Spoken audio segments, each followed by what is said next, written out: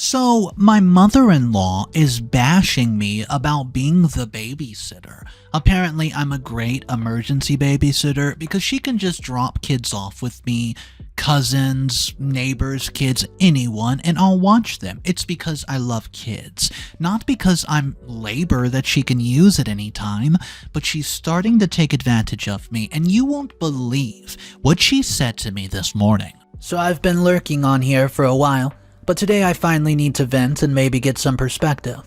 I'm OP, married to Ethan for 3 years. Let me start by saying I'm absolutely head over heels for my hubby. Ethan is the kind of guy who would stay up late helping me assemble IKEA furniture, make me laugh the whole time. He's patient, supportive, and always in my corner. Seriously, if I could marry him twice, I would've. Now about me, right? I'm a pretty determined, confident person coming from a wealthy background, but I've never let it get to my head and have built everything in my career from scratch. My precious boutique. I don't back down easily, and I've worked hard to build the life I wanted. I value family like really, really value it. This is why it's so frustrating that my relationship with my mother-in-law, Barbara, is a complete disaster. See, where do I even start with her? She's the queen of passive-aggressive comments, and I swear her life goal is to remind me I'll never be good enough for her precious Ethan. And don't even get me started on the favoritism. Barbara adores her daughter, Samantha, and in a way that feels excessive. Samantha's basically the center of Barbara's universe. But here's the kick. Samantha's really self-absorbed to the point of being comical. She's married to Ryan, who's somewhat a saint. Rich, kind, and way too tolerant of Samantha's antics. Samantha also has a bodyguard, Ronnie, who spends more time with her than her hubby, Ryan. I've never understood why she has bodyguards in the first place, but hey, rich people things, I guess. P.S. My dad is rich too, but never mind. Barbara has this infuriating habit of just showing up at my boutique with her snobby friends. They'll spend hours trying on dresses that they could never afford, and then walk out with the most expensive ones, promising to pay later. Spoiler alert, they never do. And of course, Barbara frames it like she's doing me a favor by, quote, supporting my business. It's a nightmare, because I'm stuck chasing payments while trying to maintain professionalism. She's also the queen of sabotaging my plans with Ethan.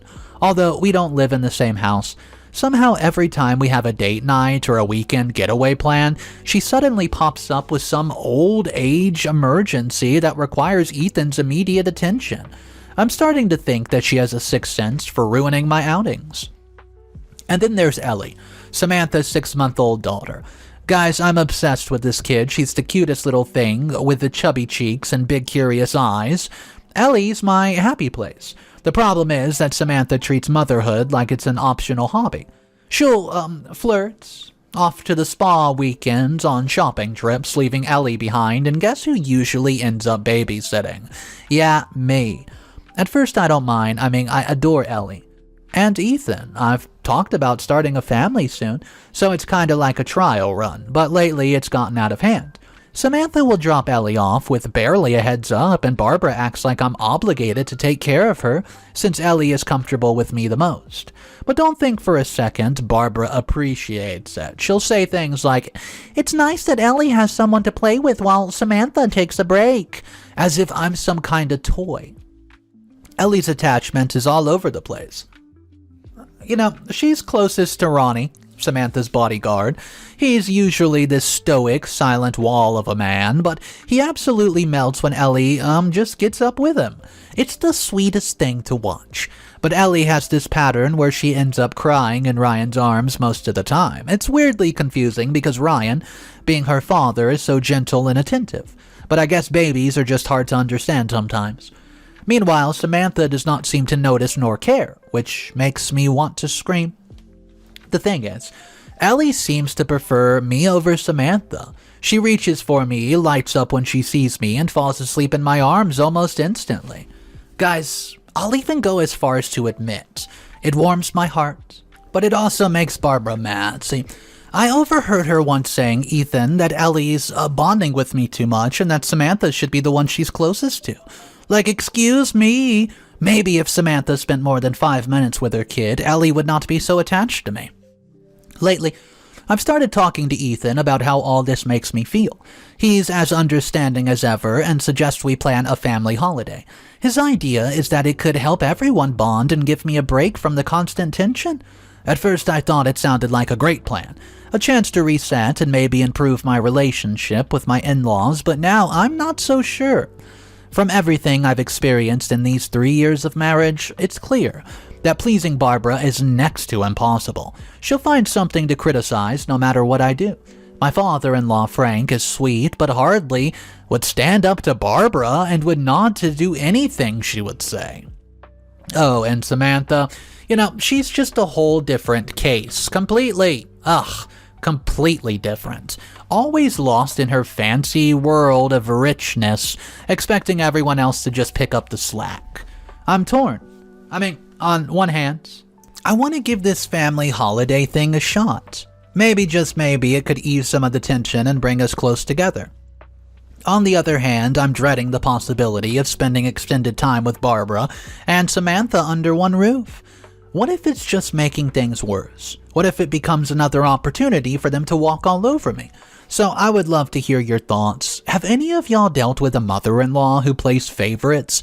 Or a sister-in-law who's completely self-absorbed? What? How do you handle it? Do you think a family holiday could actually help, or am I setting myself up for a disaster? Also, if you got advice for setting boundaries without a World War III, I'm all ears. Update number 1. Hey, first off, I want to thank you for the love and advice on my last post. Seriously, I didn't expect such an overwhelming response. Your comments really made me feel seen, and I've been trying to take some of your advice to heart. I'm here, and let's just say things did not exactly go as planned. And here I am alone in the house with baby Ellie on my lap as I type this whole stupid update out. So after reading your suggestions, which has been 2 weeks ago now, Ethan and I decided to move forward with the family trip idea. I thought maybe, just maybe, this could be it. The fresh start. But here's the thing, I wanted to plan the trip entirely on my own. Ethan, being amazing, offered to chip in financially, but I insisted on covering the cost. I felt like this was my way of giving back to the family and showing them that I genuinely wanted to bond and make things better. I went all out. I booked a luxurious resort, planned fun activities for everyone, and even organized little surprises to make the trip memorable. Everything was set, but of course the universe, Barbara, had other plans. Well, a few days before the trip, Barbara called with a very serious tone, saying Ellie had a dust allergy and couldn't possibly travel. She even sent over a doctor's report, and she went on and on about how dangerous it would be for Ellie, like I would just casually throw her into the dust storm. Then came the thing. Barbara said Samantha deserved a break, after all the hard work that she had done as a mom. She guilt-tripped me, suggesting I stay back as Ellie's emergency babysitter so Samantha could enjoy the vacation stress-free. It was like she handed me a Martyr of the Year award, and I didn't apply for it. Ethan tried to stand up for me, bless his heart, but Barbara wasn't having it. She then pulled the classic, "We're old, we need you" card, making Ethan feel like he had no choice but to go on the trip. She even threw in some teary-eyed theatrics about how Frank's health isn't what it used to be. Well, news to me, since Frank seemed perfectly fine as he was rating my fringe while his wife commented. I could see Ethan was torn. And while I do appreciate his attempt, he ultimately agreed to go. Then, as if all that wasn't enough, Barbara brought up the topic of money yesterday. She claimed that it would be so much more convenient if I handed over my credit card for emergencies during the trip. Ethan immediately pushes back, saying he would handle any expenses if needed, and even Ryan, Sam's husband, stepped in, offering to cover any unforeseen cost. But she shut them down with her usual flair. She said Ethan was already managing their household bill and the cost of their old age medicine, insisting he didn't have the budget for anything extra. Then Samantha chimed in, adding that it would be so insensitive to let Ryan pay because it might hurt my feelings. My feelings? I was sitting there stunned while they casually decided my credit card was the best solution. I was too tired to argue anymore and just handed it over, feeling completely and utterly defeated. So here I am, stuck at home with Ellie, while the rest of the family is off enjoying the lavish vacation I planned. Ellie is adorable as ever, but man, I am struggling. Babysitting a 6-month-old full-time is no joke, especially when you weren't even asked. It was just assumed. I haven't had proper meal or shower today because every time I think that she is settled, she decides otherwise. To make things worse, a few minutes ago, Samantha sent me selfies and a vacation update like she was rubbing salt in the wound.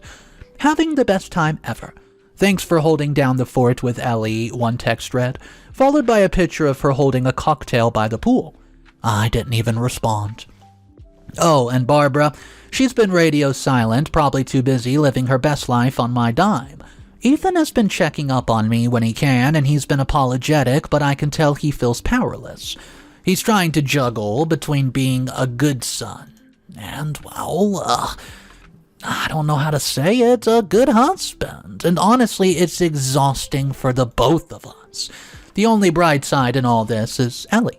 She's been amazing, and even with all the chaos I have spending time with her, she's babbling more now and giggles when I make silly faces. It's adorable, but honestly, it's hard to fully enjoy the moments when I feel so used. What makes it worse is that this trip was supposed to be my gift to the family. I did it because I thought it could bring us closer. Instead, it feels like I just give them another excuse to take advantage of me. Ethan offered to pitch in, but I wanted this to be something special for me. Now it feels like all the effort went down the drain, and I can't help feeling like a fool. I just keep asking myself, was this trip even a good idea? I wanted us to bond, but instead, it just showed how toxic things really are. I'm drained, frustrated, and honestly don't know what to do anymore. So guys, let me ask you this. What do I do? How do I recover from this giant mess, and how do I deal with Barbara moving forward? Because one thing is certain, I'm done being her doormat. Update number 2. Oh my gosh. You guys will not believe what happened in these last 3 days. I'm furious, exhausted, and honestly questioning how much more of this I can take. If my last update had me frustrated, this one is outright has me done. Let me break it down. While looking after Ellie, I could not shake the feeling that Barbara's whole dust allergy excuse was fishy. Ellie's been perfectly fine with me, no sneezing or coughing, no signs of any allergies, so I decided to take her for a quick checkup, just to be sure. But I needed her medical records, which meant I had to swing by Samantha's house. And luckily, Ryan had given me a spare key to his home. While searching for Ellie's documents, I accidentally stumbled across something I wasn't expecting. A DNA test. And guess what? Ryan isn't Ellie's biological father. Yep, you read that right. I had to sit down for a moment to process it because honestly, it was the last thing I ever thought I would find. Samantha has been keeping this massive secret while letting Ryan think that he's Ellie's father, and letting the rest of us play along like clueless extras in her drama show. But anyways, I went ahead with getting Ellie checked. And again, she didn't have any allergy issues. I wasn't tough to understand my dear mother-in-law schemed me out from my own organized family vacation. Meanwhile, over at the resort, Barbara's been living it up like a queen on my dime. Yesterday, I get a call from the resort manager, informing me about some extra charges on my card.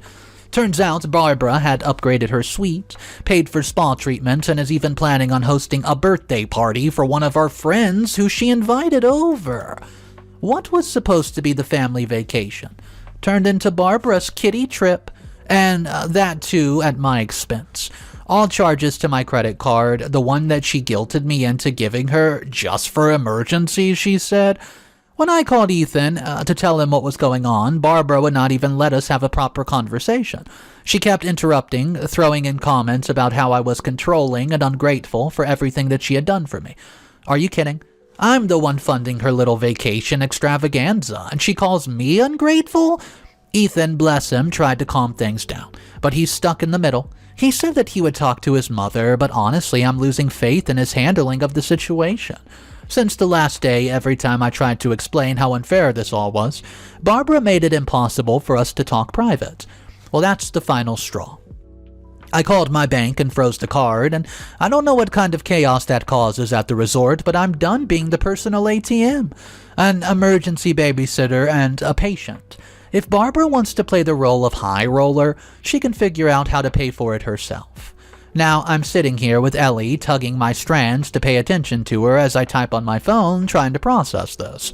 Samantha's betrayal, Barbara's entitlement, and Ethan's inability to stand up to his mother. It's a lot. I can't believe I went into this marriage thinking I gained a family, only to end up with a circus. Honestly, I'm at my wit's end. I don't even know what my next move should be. Should I confront the DNA test?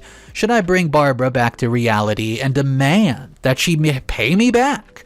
And Ethan, how do I make him see how badly his family's affecting our marriage without it turning into another stupid argument?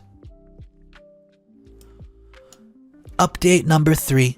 This is the final update of the story. So, I'm here. I can't believe I'm sitting here writing this update because honestly, I'm still reeling from how everything went down. But one thing is for sure, I'm heading back home with Ethan, driving while his other hand rests on the gear shifter with mine beneath his. Well, this past week has been one hell of a ride, feeling like I've just stepped out of a dramatic movie scene. This trip didn't just flip the family dynamics, it blew them sky high. Let me take you through the chaos. After my last post, where I vented about freezing my credit card and the outrageous behavior of my in-laws, I knew I couldn't just sit idly by. The advice you all have given me was loud and clear. Crash the trip, expose the lies, and reclaim my dignity. Okay, well, so the very next morning I packed up Ellie's essentials and headed straight for the resort. I was not entirely sure what I would find or how it would go down, but I knew I could not let their manipulations continue unchecked. Well, when I arrived, the resort staff greeted me with hesitant smiles when I asked about my family's whereabouts. As I approached the main event area, I saw it. A lavish buffet and decorations that screamed Barbara's party, not a family bonding trip. Ethan was surprised, but happy to find me as he crushed me and Ellie into his arms. But I asked him to hold his excitement for a moment because I had to solve a deal. At the same time, the staff informed Barbara that the payment had not gone through, and within seconds she was making a scene. She yelled about how the resort was incompetent, how this was embarrassing, and how she would be calling her lawyer. And that's when I calmly stepped forward, holding Ellie in one arm and explaining why the card had been declined. I told her I'd frozen it after discovering it was being used for things that had nothing to do with the family trip that it had been for. Barbara's face twisted into a mix of shock to see me there, furious about the reason. She called me controlling, selfish, and ungrateful. Her voice was echoing across the resort lobby, and I let her rant. I stayed calm, which only seemed to infuriate her more. Then Ellie starts to cry, her little wails cutting through the tension, and I calmly called for Samantha, saying that her child clearly needed her mother. The staff went looking for her, but Samantha was nowhere to be found. Ryan, concerned, stepped forward to comfort his daughter, and that's when I decided it was time to drop the bombshell. I told Ryan that he wasn't her biological father. I handed him the DNA test, and I stumbled upon it, and the silence that followed is what you call deafening. Ryan's face went from pale as he read the document to just white. His eyes scanned the paper once, then twice, as if hoping he missed something. Then anger and betrayal flashed across his eyes. He demanded to know where Samantha was, with a booming in his voice. It was raw emotion. The staff, still searching, eventually found Samantha stumbling out from behind the stage with Ronnie, her bodyguard. They looked disheveled and guilty, and at the sight of them together confirmed what the DNA test already revealed. Ryan confronts Samantha, his questions sharp and unrelenting. At first she tried to deny it, stammering excuse after excuse, but under the weight of his fury and the eyes of everyone, she broke down. She admitted that Ellie was the result of a mistake, or a lapse of judgment. Well, during a particularly stressful time, and that Ronnie was indeed the father.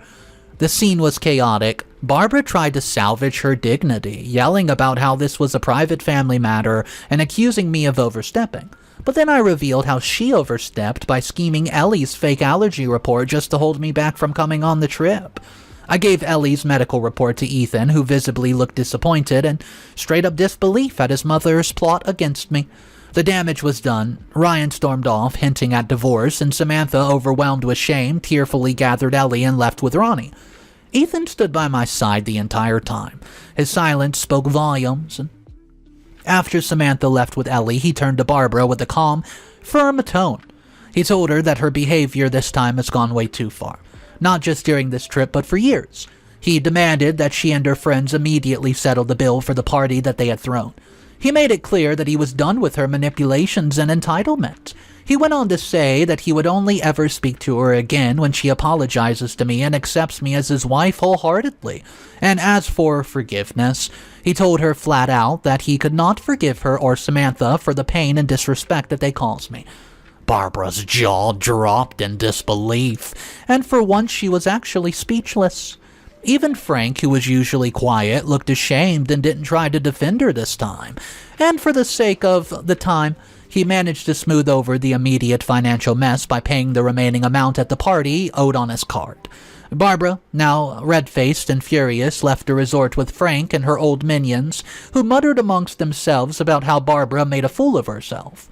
One even rolled her eyes, stating how it's only obvious for them to not be friends with her anymore. It clearly humiliated Barbara as she left with her head down, and her toxic energy seemed to disappear. The air felt lighter, and for the first time in years, I felt truly validated and supported by Ethan. This week has been nothing short of a whirlwind, but I'm just glad I took the advice to stand up for myself and crash the trip. Now, sitting next to Ethan as we drive home, I feel kind of at peace. Peace I haven't felt in years. And to all of you who've been following along, thank you. Seriously, you've been my lifeline through this entire mess. Here's to new beginnings, no more family baggage, literally and figuratively speaking.